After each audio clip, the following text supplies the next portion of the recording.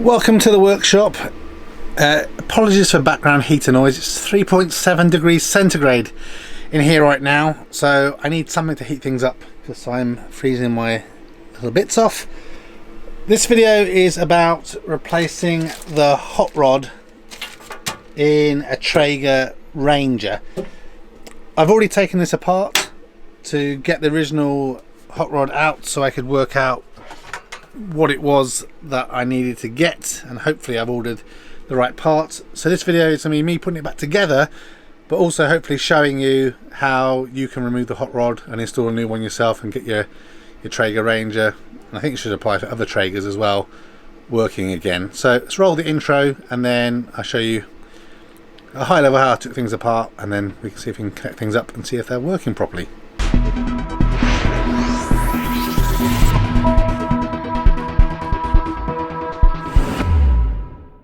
Okay, so apologies for the mess around here in the workshop, but this is the Traeger Ranger. So we just pop the top open, and I'll pop some lights on over the top just to make things a bit better. So you can see what we have in here already. So when you realise that your Ranger, your Traeger even, it needs to be replaced, the hot rod's not working, a few things you need to do. A couple of screws on here you're going to take off, 4 bolts that actually hold where the pellet dispenser goes in, and the hot rod it normally goes in there. You just kind of twist it at an angle once this is off. You can gradually kind of move that out, make sure that obviously the hot rod cable will pull through here, which is connected in with this little screw. You need to take it out. Obviously then when you put it back in, as you'll see, we don't want it kind of protruding too much into where the pellet chamber is. Then you need to kind of manhandle and lift this thing up. I put screwdrivers in underneath here. As you can see, we can just then raise it up enough, and then taking out this front module, need to undo all the little cable ties that have all the cables tidy together. We can see in here, you should probably get a torch, it's kind of insulating foam and stuff. You need to pull this up, and basically the cable, whilst lifting up this whole area so you can get enough space in underneath, and we'll see that when we put things back together again, the cable basically kind of just gradually pull it out of there. And let's grab the other piece here. So this is the plug that you're disconnecting, which plugs in just over here to the purple and white cable there. So that's what the connector plug looks like, and basically putting the plug all the way through. I pulled it through from the inside, so gradually just pulling it out until it came out with the top here, and then we have the old hot end.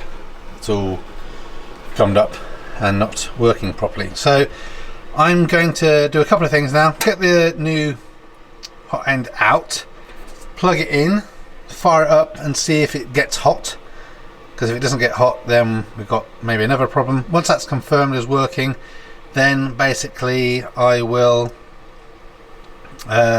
reassemble everything. So let's get the new hot rod end, or whatever it's called, out of the packaging, and plug it in and turn things on and see what happens. Okay, so this is what I've bought. It's not an official Traeger one, so again, not 100% sure if it's going to work. About half the price of the Traeger one, but it looks like it's the same. If we put them kind of side by side, same length, same cable connector, so I'm hoping that it's going to work. If not, then yeah, I just lost myself £15 on eBay, not the end of the world. So we're going to connect things up and try it. Then one thing I noted in here is you get a fuse in here as well. We can just see at the end there. I don't think the Ranger has a fuse. I've had a look around it. I can't see any onboard fuse anywhere. I think the Ranger maybe has a fuse box at the back where you change it out. So, but I haven't found one. So we'll see if we just plug this back in, if it's going to work.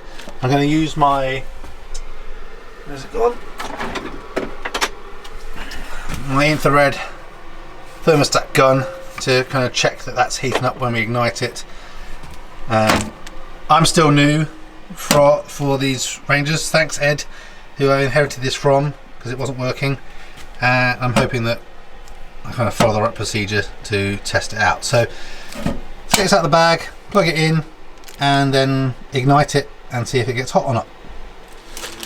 Okay, so again, we'll pop it out, check that it all looks right. So again, we compare it to the old one. As mentioned before, it's the same length, which is a good start. So we see those two side by side. Cable length is also pretty much exactly the same. It's definitely the same kind of connector, as we can see there, so it should all be good. So I put the old one to one side. It's very greasy and sticky. Okay, and we're going to plug this in to the old purple lead. And I'll zoom in on that in a second. The purple and white lead on the old connector. It even has a purple sticker on this thing. So again, I'm hopeful that it's the right thing. So I'm just going to plug that in there. And again, leave all this all loose still. Turn it on and see if this heats up. So we'll pop it just in there loosely, and let's see what happens. Okay, so I turn things off at the back. So if I remember correctly, I know normally we'd want to put the pellets in there and everything.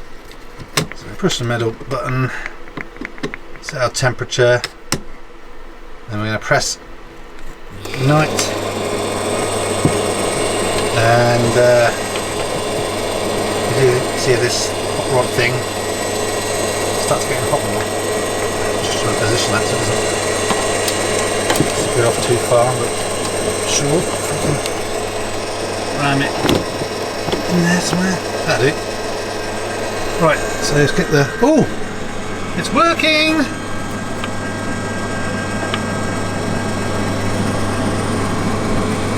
Whoa! I think I just blew a fuse in the workshop. Not good. So, who knew that a hot end gets hot very damn quick? Because I just touched it and it burned my finger a little bit. So the good news is, it looks like this is working. The RCD on this side of the house is quite temperamental, so I don't think anything super to be worried about. But the main thing is it works, and obviously it did trip things, so we'll see once things are all connected up again, and then I'll probably try tomorrow because it's quite late. I don't want to keep on having to go to the house and sort the trip out. But I'll show you how I'm going to put this all back together. I'll wait for this to cool down a little bit. Again, I couldn't get the video going to show you how hot it was. I think it was 145.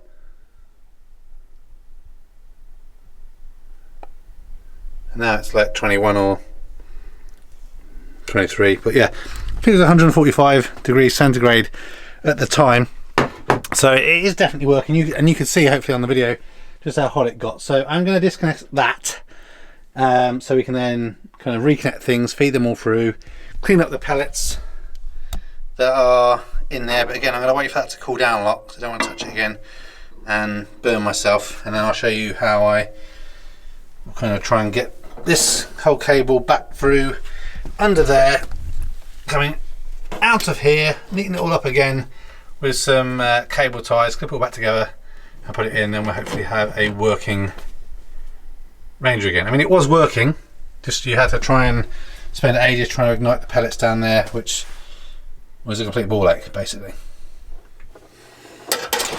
Okay, so the drama is over, my hand is better, and this has cooled down. So now we're going to get this little, I don't know, hot platey type thing, and we're going to insert our new hot end back into this hole. We're going to need a Phillips screwdriver to secure it. The key thing here is we want to make sure that there's not too much of that hot end protruding into this hot plate area. So Let me just adjust it and then I can show you how far in it is. Just screwing that screw in tight. That's about how much we want in there. So that's, I don't know, half a centimetre, maybe a centimetre, something like that. So yeah, make sure you don't put too much in or you're probably going to have just too much heat going in. Then we have to have the fun of trying to feed this cable back in and through. So my advice, or my first attempt at least, is going to be to have this kind of sat on the side and then worry about trying to get this cable all the way through. Okay, so I'm working this out as I go, so watch the video to the end to see if this does work in the way it's supposed to. Found myself a long screwdriver which I'm going to feed in through the hole, you know, where the main Traeger console goes, through and in to where that kind of hot plate piece goes, in the hope that we can then tape on the connector so we can then just easily pull it through. So let's position the camera and see if this works. We're going to need to get another screwdriver in here to lift up the end a little bit, but then we should hopefully see some screwdriver action coming through the hole. Okay, so this is the area that I put basically a long flathead screwdriver in to kind of lift things up a little bit, so that we're going to have some ability, and it's dark and not easy to see, but in here is basically where we're going to try and get the cable from. So as things come through, I will get a torch on there to show you what we're trying to get at. Okay, so hopefully we can see, it's a bit tricky, where the other cable disappears in to the main unit. That's where we're trying to stick a cable through. It's just difficult to get this to focus, but you'll see this if you're doing it yourself. There's a clear indent that the cabling goes through, so we're going to try and get the screwdriver through there without damaging the other cable, which is basically the thermostat for the unit itself, and yeah, see how we get on.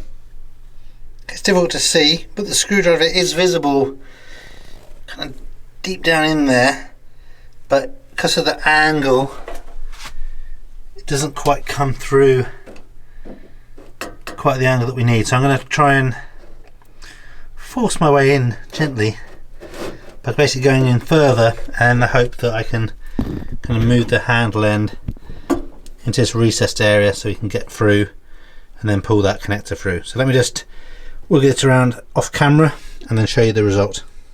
Okay, so the screwdriver idea wasn't really working, so I got a long cable tie, and you can see that cable tie is now just visible there. So I'm going to tie the cable end, either tie it or use some electrical tape, onto the end of there, in the hope that then we can kind of pull that through from the other side. So if you can try and see here what I've done, you can see it's just two cable ties put together. I know the focus isn't great because it's struggling a little bit, but that is where it's going in. Let's see if I can, there we are. That's where the cable is going in through that hole with a cable tie, and that's how we're going to try and pull that connector back through.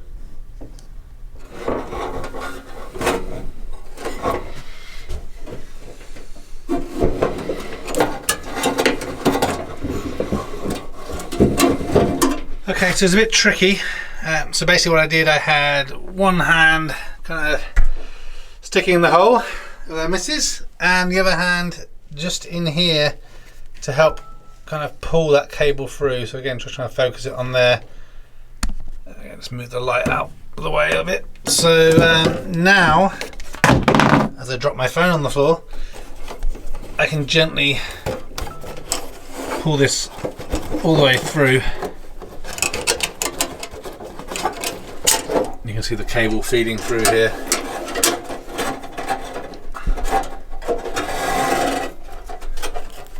And the plug coming out. So I can position the hopper back in now. It's probably not called the hopper, the hot plate thingy.